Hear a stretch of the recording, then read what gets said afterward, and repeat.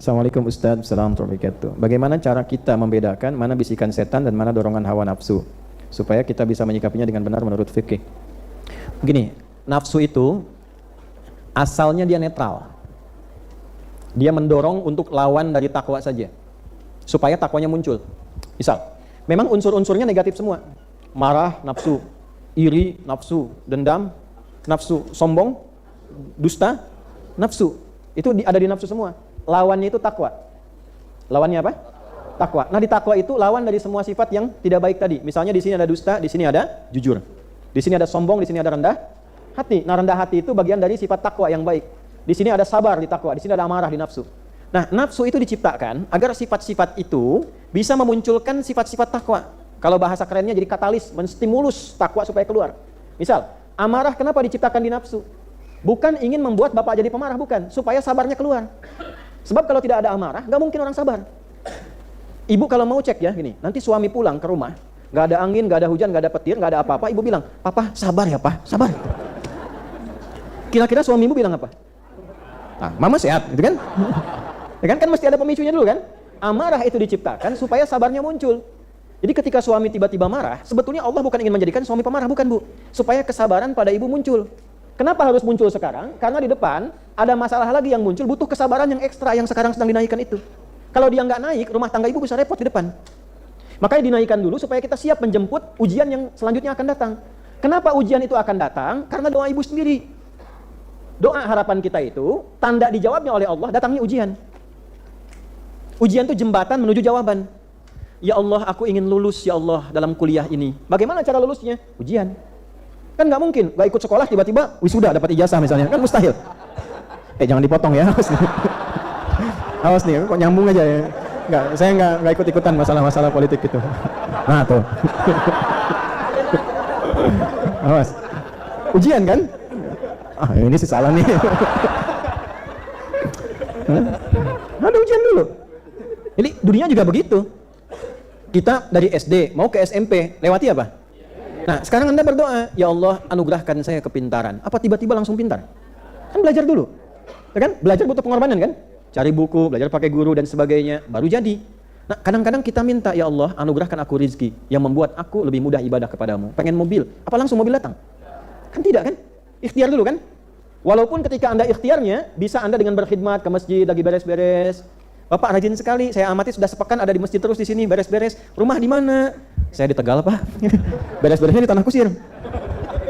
Kesini pakai apa? Ya seadanya aja jalan. Ya udah, biar Bapak gampang, besok saya kasih mobil ya. Bisa jadi. Bisa terjadi begitu.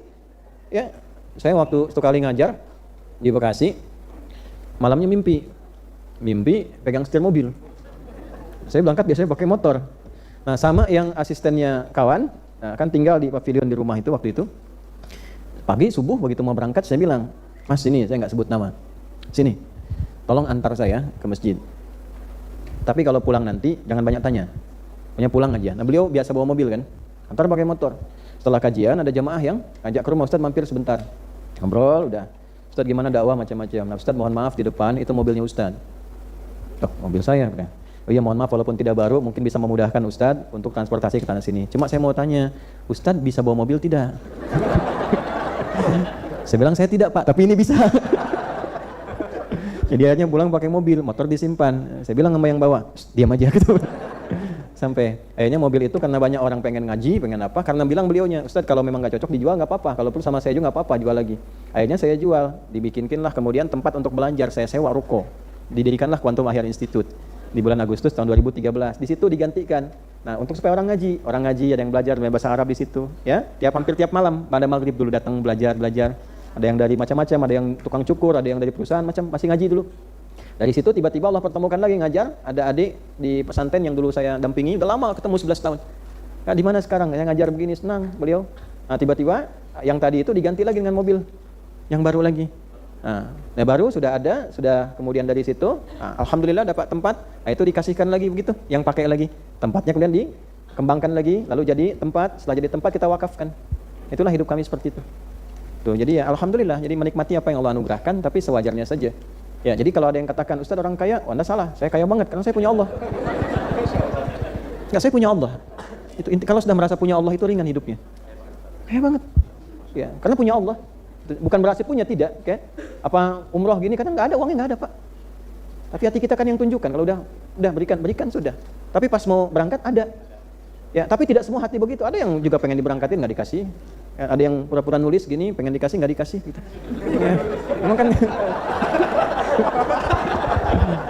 kan nggak begitu juga semua jalan. Nah, itulah nafsu. Jadi kalau nafsu itu cenderungnya biasa saja, dia kerjanya seperti itu normal. Tidak ada bisikan yang harus kriminal, asalnya nggak kriminal, cuman mengkatalis saja supaya ini naik yang baiknya.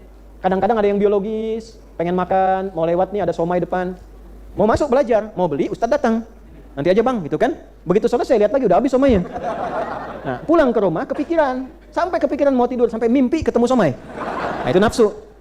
Kalau setan tidak. Kalau setan bagaimana caranya dia maksiat. Itu tugasnya. Makanya disebut syaitan dari kata syatona, yang menjauhkan orang dari kebaikan. Setan itu tipikalnya yang penting maksiat.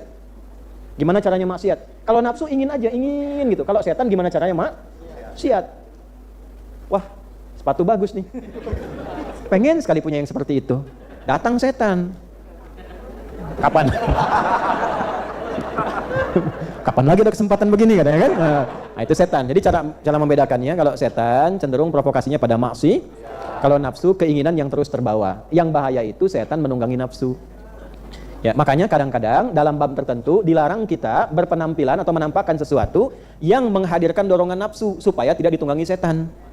Kenapa ada batasan untuk perempuan menggunakan pakaian tertentu? Supaya di lawan jenisnya tidak aktif nafsunya sehingga setan menunggangi. Kalau aktif terus-terusan diikutin, dilihat, nanti datang setan. Lama-lama maksiat terjadi. Ya, demikian dalam kehidupan juga ya. Jadi kenapa kita ibadah? Salah satunya mengendalikan apa? Nafsu. Makanya di Quran, di hadis ada belajar makan secukupnya, tahu fungsinya. Kalau takwa kebutuhan, nafsu keinginan.